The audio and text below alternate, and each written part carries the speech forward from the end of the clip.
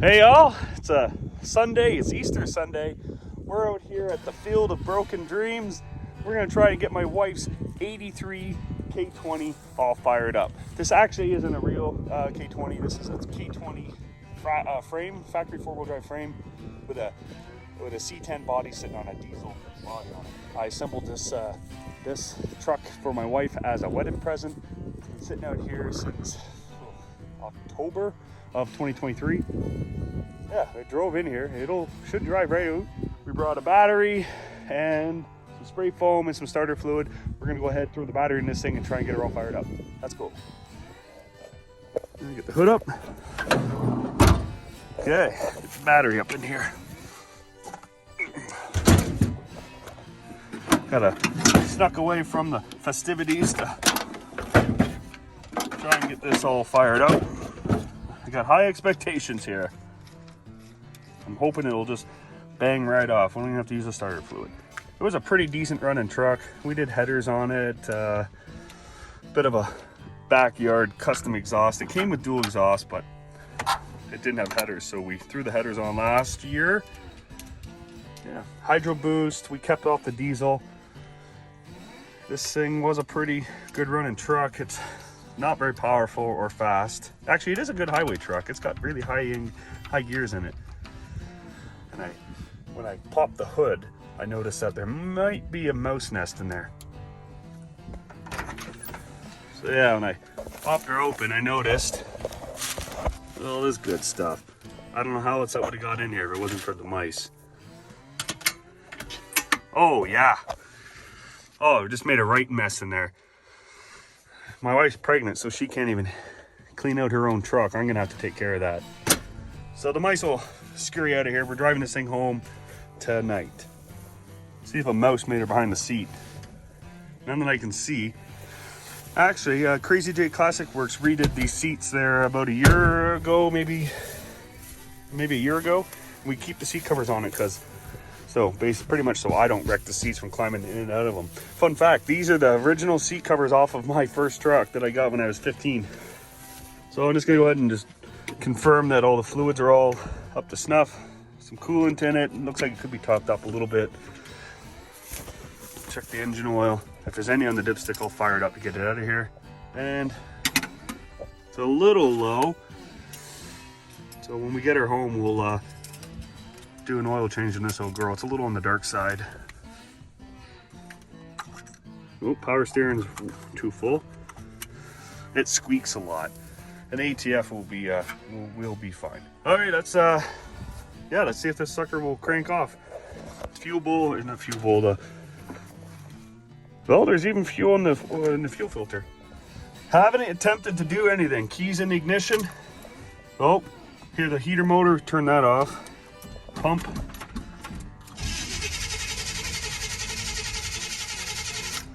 All winter it sat here in Alberta, which is pretty cold here.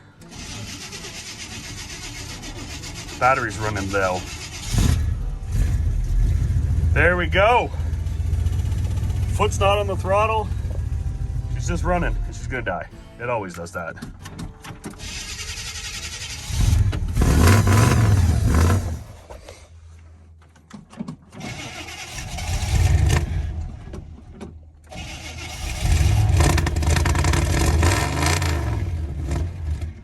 I think it's picking water up.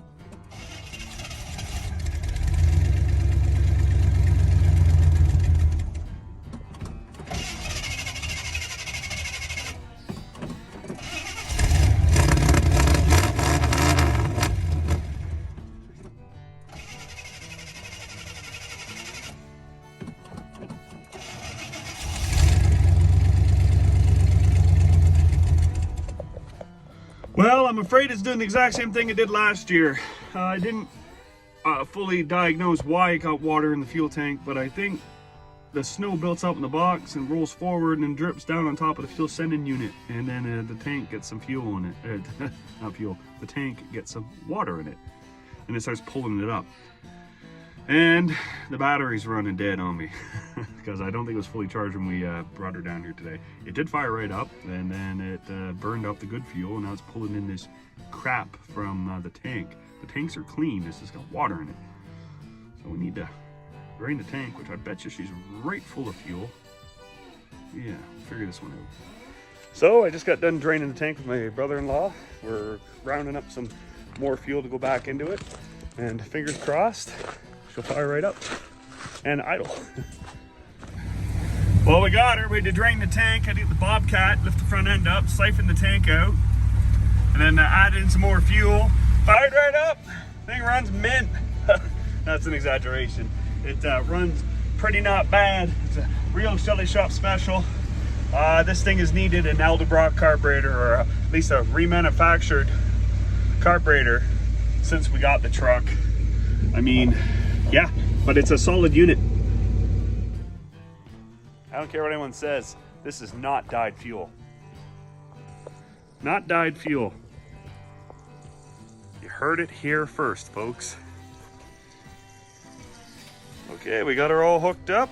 It seems to be running good. I took it around the block, got the air breather back on. Now, after Easter dinner, we're gonna hit the road and drive this thing about an hour and 45 minutes north back to our house, back to Schelly's shop. Well, we're hitting the road. We're passing Wetaskiwin, Alberta. She's about 7 o'clock at night. It's a nice warm day here. First warm day in a couple weeks. I think winter's almost over. Yep, truck's running okay. The old Rochester that's on there is a good car, but it's with a tired engine and a bunch of other things that are wrong with this truck that my wife and I have yet to address on it. It does its job well, but there's a big stumble. I am personally leaning towards putting a Edelbrock on it, but it needs a new engine, or at least the head's redone, because it smokes on startup for about 10 seconds and it burns away. But yeah, anyways, yeah, the only reason why I'm driving this truck, it is my wife's truck. I can't stress that enough. This is her baby. She wanted it. I got it for her, and yeah, big brownie points. But that was a bunch of years ago. What was I saying? Yeah, the reason why I'm driving it is because that mouse nest in the Glovey, I didn't clean it out. I was hanging out with my family. But yeah, so I'm driving it home just so my pregnant wife doesn't have to ride in that disgustingness. The windows are going to be down for the whole drive. I'm going to be fine. Pentavirus is a real thing. And I think I've had it before. And from what I understand, once you get it, you got it for life. It creates a respiratory problem. But yeah, I've heard other people say that you get it and it goes away. I spent so much time in old vehicles and living in a field. I'm pretty sure I've had it before, but my wife can't get it while she's pregnant, so that's a long reason for why I'm driving her truck home, and she's really jealous. But yeah, okay. It's gonna get dark here in the next 20 minutes. All the lights work, brakes work, it's got oil. And no! One more thing I want to say to y'all. This truck here, I mentioned a little bit about it, but I bought this truck in secret. I knew my wife wanted a square body, and she knew what she wanted, but at the time, it wasn't in the cards for me to buy for her. And she wasn't even my wife yet; she was only my fiance. But this was my birthday/wedding gift to her because of how it all played out. That's how it actually happened. But I bought an 85 K20 and an 83 C10 diesel. It was a one-owner farm truck out of Clyde, Alberta. Yeah, parked in 95. So I scooped up both with the same owner, again over at Amanchi's, Ivan, my buddy. Bought them both from him. We struck a deal. He let me strip both trucks down to their frames, swap bodies over, going from a two-wheel drive frame over to a four-wheel drive frame. He helped me out. The guy's great. He's great to work with. Can't say enough good things about that guy. And then I got it running, put brand new tires on it, and she was at my house when I was on my way home from work. I had the truck stashed at my buddy's house down the road. Told her I was going to be home at one time, and then I went down to my buddy's house, hopped in it, drove it in the backyard, and she came out of my house, or our house now, and seen me, and I was like, ta-da, it's yours. Well, I didn't know this, but she had walked by my buddy's house, seen it at his place, and thought, oh, wow, Justin's got a square body. She said she was jealous. And she seen me pull up in said truck and thought I was messing with her, thinking that it was Justin's. So then I was like, no, for real, it's yours. She just broke down crying. She just didn't believe me. Spun around, walked back in the house, and then, she spun around, walked back in the house, and then after I convinced her that it was actually hers, then she broke down crying. She was, it was really memorable, yeah. But I forgot to say one thing. I worked on this truck in secret on when after work, when I wasn't, I had to lie to my fiance and come up with reasons why I couldn't go see her, or the fact that I was working longer, just so I could sneak away to go work on it in the blistering heat at my buddy Ivan's house. It took probably, I'm gonna say, 3 weeks of working on it for a few hours here, a few hours there to get it all put together. Everyone that knows Nicole and I knew about this truck except for Nicole.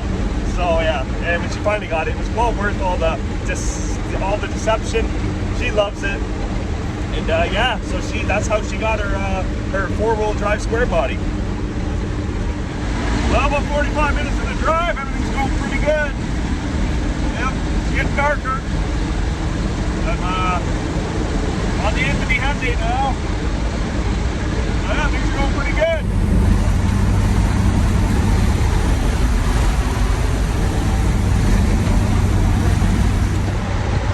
Look at that sunset. Ain't that a pretty one? Okay, we made her home in Sheila. That's what my wife called it. It's about 8:25. We're gonna call it a night. I might go get cleaned up because I had mouse poop blown over me the whole ride, and then we might go over to my buddy's house tonight. So who knows? Till next time. Cheers.